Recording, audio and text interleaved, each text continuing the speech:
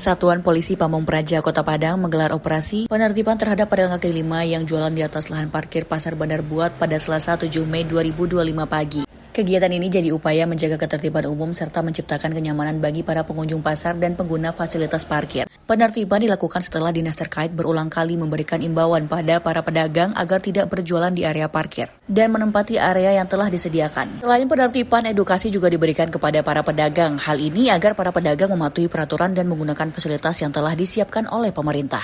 Kepala Satpol PP Kota Padang, Chandra Eka Putra, juga menghimbau para pedagang agar berdagang di tempat yang telah ditentukan oleh pemerintah. Pemerintah Kota Padang juga menegaskan komitmennya dalam menata kawasan pasar, terutama pasar-pasar satelit di Kota Padang agar tetap tertib, bersih, dan nyaman bagi semua pihak. Hal ini agar terciptanya keamanan dan kenyamanan serta mendukung pertumbuhan ekonomi masyarakat.